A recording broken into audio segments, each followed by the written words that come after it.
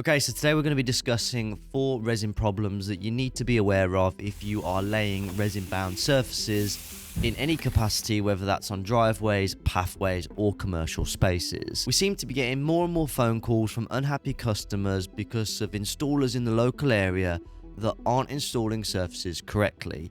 And one of the main reasons for that is because of the resins that they're using. It's not necessarily the brand of resin that they're using. In actual fact, it's more how that resin is made up that's causing the issues. I had somebody come in last week who gave me a sample of his driveway in this packet, and I will show you this sample a little bit later on in the video.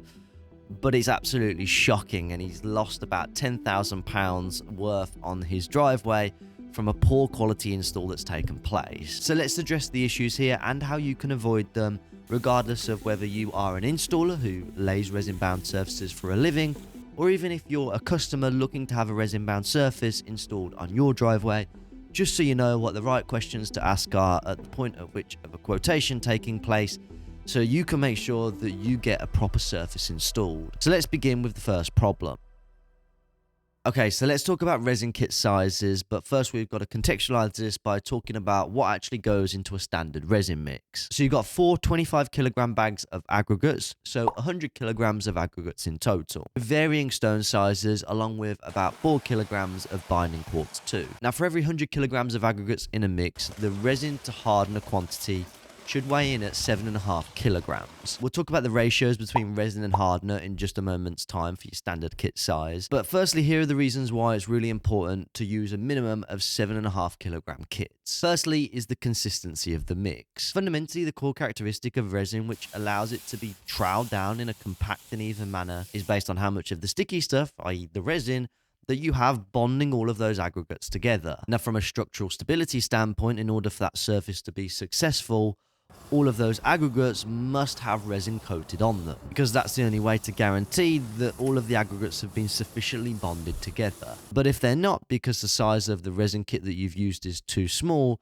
that could lead to the second problem, which is a failed surface. Now at best, if you do use a smaller kit size, the surface just simply won't be as good, because the aggregates over time will come loose if they've not been all properly bonded together. And one of the whole points of having a resin-bound surface, and actually one of the most aesthetic things about it, is the fact that it's one single, compact, monolithic surface with a professional finish. But if you don't have all of your aggregates bonded together, well, you'll kind of fail to achieve that. That's why I guess it's called resin-bound as opposed to like resin partly bound, which is the case with some of the surface that I've been at and seen. Now, obviously, loose aggregates is one problem, but the bigger problem here is with frequent vehicle traffic going on and off of the driveway. If the surface itself isn't all bonded together properly, then it could start to break away, causing what will inevitably be a big and very costly headache. So lower resin and hardener volumes will result in a weaker and less durable surface. It's the reason why we use a high content of resin and hardener within each and every mix. But let me just say, the volume is only one thing, and actually the ratio between your resin and hardener is quite the other.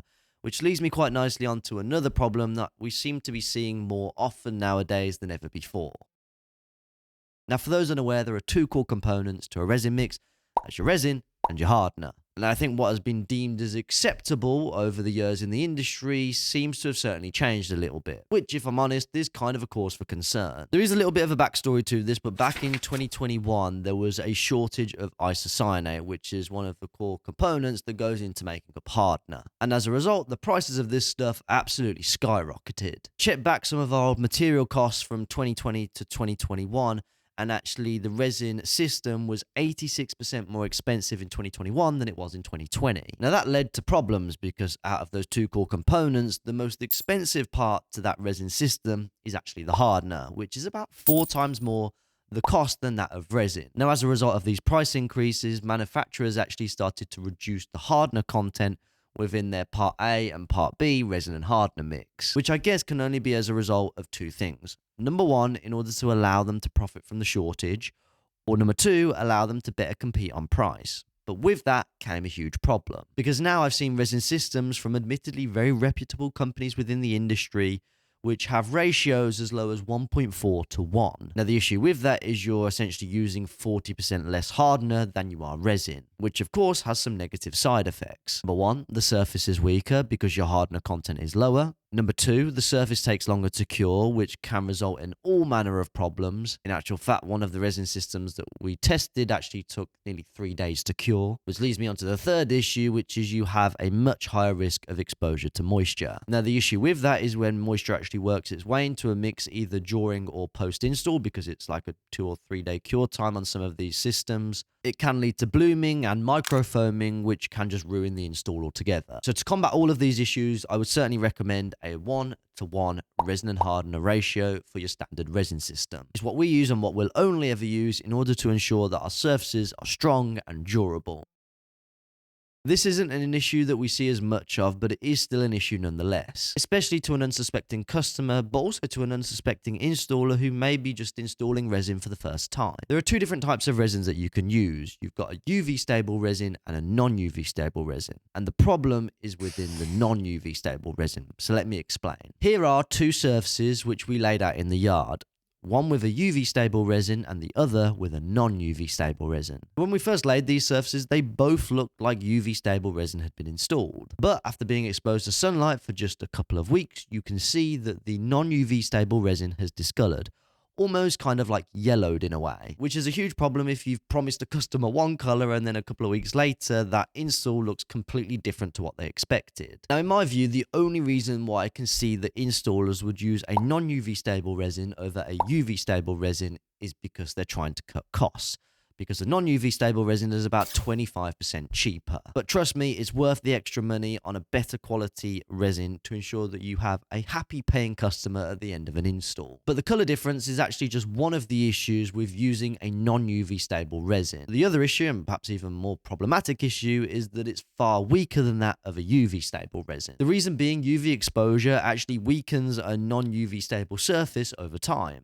leading to brittleness, micro cracks, and even surface degradation. This compromises a driveway's ability for just normal wear and tear from cars going on and off the drive. So I would always suggest using a UV stable resin and just save yourself a headache. It's that kind of quality versus cost dilemma that so many installers kind of fall foul to, and they try and kind of cut back on their costs, but at the expense of quality. Like, consider this: at the moment, the difference between the most expensive resin kit that I could find and the cheapest resin kit that I could find is about £15 a kit. So we're talking roughly about £4 per square meter. Over a 100 square meter job, that means as an installer, you'll save roughly about £400 going for the cheapest of resins versus the most expensive of resins on a surface that you probably are going to charge a customer over £20,000 for. So I guess the question here is, as an installer, are you prepared to take the risk on a £20,000 job in order to just save 400 quid? To me, there's kind of an obvious answer there, but there is also one of the major problem with resin systems, not so much about the resin, but actually how it's applied and installed on a surface, that I want to discuss with you next. One of the single biggest reasons for a surface failing is because of the thickness of the surface that it's been laid at. Now, I see all different companies laying at all different thickness levels, but fundamentally, the thinner it is, the weaker it is, and it doesn't matter whether you're using the best resins in the world with a 1:1 resin and hardener ratio. If it's too thin, it will not stand the test of time. Which leads me on quite nicely to our sample. So here is the sample of a surface which is installed by another installer in the local area.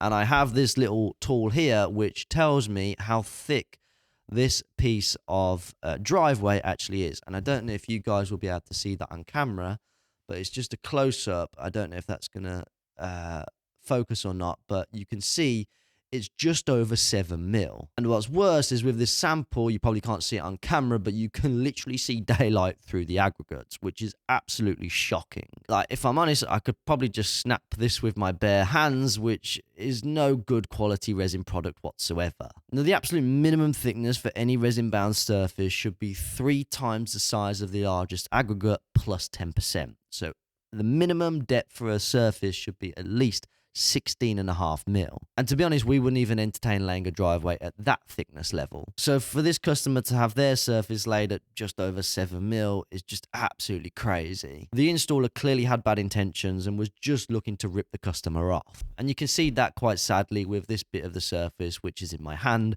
rather than on the customer's driveway. Now, in order to ensure that our surfaces are good quality and stand the test of time, we lay all of our surfaces at a 20mm thickness. Now, some installers may think that this is a little bit overkill, but to be honest, we would rather err on the side of caution, lay a thicker surface, and have utmost confidence in our product and the quality of it.